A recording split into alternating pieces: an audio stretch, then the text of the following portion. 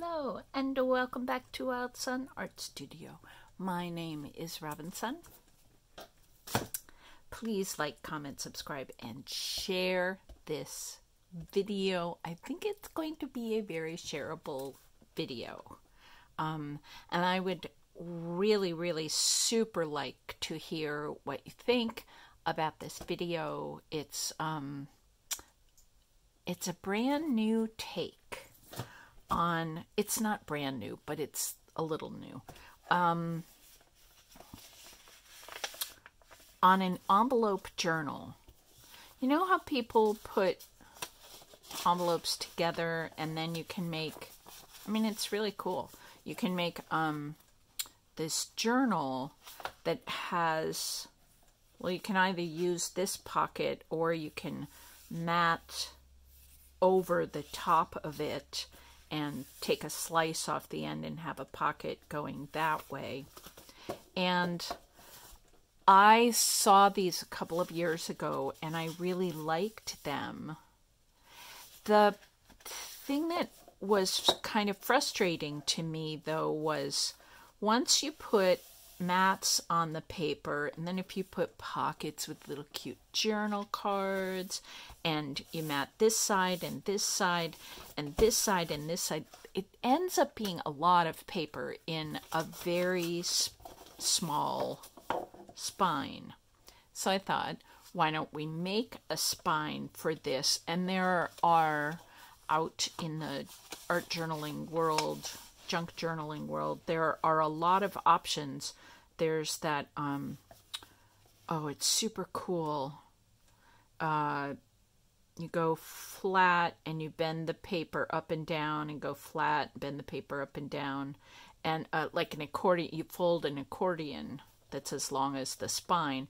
And the flat part is the spine. So that's really cool, but it does take an awful lot of paying attention to the measurements. So, as I'm sure you're guessing, if you've seen any of my other recent Spacious flip-elope envelopes, another way to make a spine is to make it out of the flap. So, get yourself a couple of envelopes. They can be all the same size or not. They should not be used because we are going to be using these flaps and we need those. And then what we're going to do is take a ruler, and this happens to be a see-through one. If you are using a regular ruler, we're going to measure 1/4 of an inch because this one is a see-through. Actually, let's pull us in. Let's change our glasses. And let's pull us in. So I've got the ruler right up against the crease in the envelope, but it's hard to see under the ruler. So I make a couple of cheat marks and then I measure. I put the 1/4 inch line on the cheat mark there and there and draw a line. So cheat mark right on the fold of the flap and then measure out 1/4 of an inch. Now on this first envelope we're going to cut off right at the, actually I'm going to cut off the line too so I don't see that in the envelope. I mean in the book itself. So this cut like this is only going to be for this first inside. So now we have a really teeny little flap. Okay, and I'm also going to erase these little lines. So then want to make sure this is really clear for you. So I've got one envelope here with the flap going like that, and this one with the little teeny tiny flap. I'm gonna bring these two together. So what we need to do is put some glue along the outside of the flap, and I think I would not suggest a drier glue like a glue stick. I would suggest some sort of wet glue. Not too much, because then we make it wrinkly and that's a bad thing. And then I'm going to take this little flap right here and match it up to the crease of this envelope. So basically I'm giving the Spacious book a 1-inch, a 1-inch spine. And you'll see when we open it up that there's some extra flap. We can do two things here. I can fold this over, except that every time I do it, I always get, so this is the big envelope with the tall flap, and this is the envelope with the little skinny flap. If I fold this, crease it, and fold it over like this, I always get kind of a bunchy, I can't make it not be bunchy. And I think that's, you know, the physics of the thing. When we open our envelopes, we don't need as much paper on the curve, and when we close it up, it's got to go around the corners, so it needs a little more. So then when you open it, you get this bunchiness. Anyway, I hate the bunchiness. So what I choose to do is cut this off. Oh, but wait a minute. I want another 1/4 of an inch here.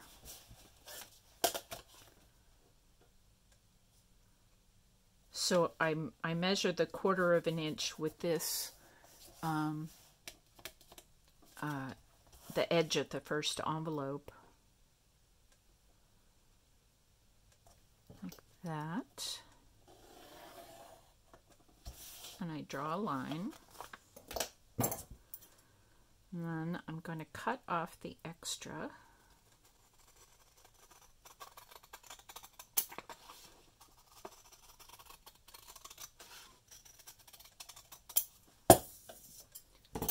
And you can cut this on a cutting board if you want. And then we're going to put these two together with this little mini flap here coming into the big flap.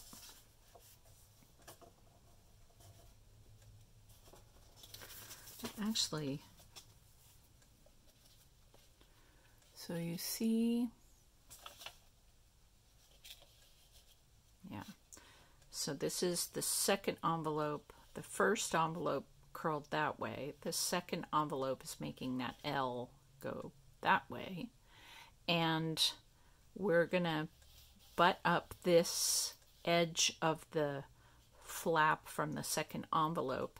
So we're going to squish that flat. And what I like to do is measure the bottom of the envelope. You can do the bottom of or the top. Sometimes envelopes aren't folded perfectly. Let's bring this back out again. There we go. So I've made the bottoms of the envelopes all come to the same level, and then I push this, keeping all these edges similar. And then I'm going to, this right here, just in case you can't see, this line is the edge of this envelope. So, and this is the part I cut off. So I'm just making sure that's all the same. I'm just gonna glue this part right here. And again, I keep being over thrilled with how much glue I'm using and adding maybe just a bit too much. You want coverage, but you don't want to make the paper wet. And of course, if you're using something like Fabrifix, you won't make the paper wet. The paper won't buckle with those silicone glues. So now we've got our Spacious envelope, and I'm going to cut off this last piece. Now you can keep going. I've made as many as, I think 8, or maybe I've even made 10 envelopes, and you just keep building out. You this was the first envelope, and it just had a 1/4 inch spine. And then on the second envelope, I glued that in place and then added this extra 1/4 inch and closed that. And on the back, before I cut that off, if I wanted to keep going and add more envelopes, I would have added the other 1/4 inch, cut that off, and then glued that into the 4th envelope. So you just keep going like that. Ta-da! And now we have a gorgeous, very spacious envelope book that has plenty of room for all the cards and tags you can imagine. You can even add little flowers and fluffies on your pockets, or on, you can have all kinds of fold outs and flip outs. You can make tucks and pockets that have little folds on them. You can add a stuffed envelope into a pocket, which is, you know, can get pretty bulky, but you can see there's plenty of room here. And then we get to also use the envelopes however you would like to use it. So let me show you. Let's get a piece of paper in a color that I like.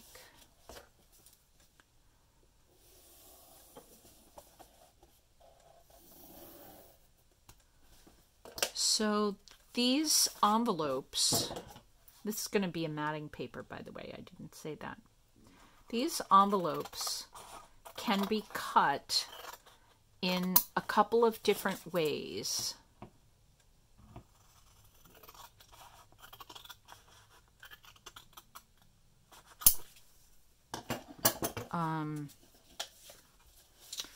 You can cut them along this edge so that you have an envelope that can take a big journaling card or something from the outside.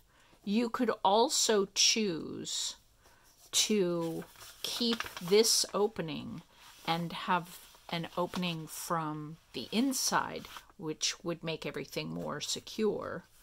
Or you could, so if you were gonna cut the outside to have an outside access pocket, you would do that thing where you put glue, just one little bead of glue right here near the crease but not on the crease, and then you'd glue all parts of the pocket You know, you go right along the edge of the, and then do all of this part too. And then when you put the matting card or paper onto it and come in from the top side, you have not glued this open area, so that becomes, you can go all the way to the bottom of the pocket when you add a card.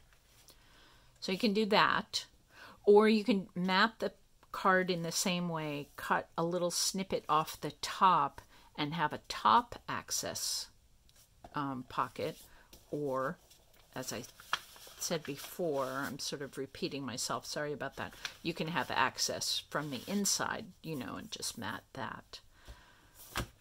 It's all your choice. So I'm going to go away, leave you with this. I'm going to make some journals, and then I'm going to come back and show you what these journals look like when they get all decorated and stuffed with stuff.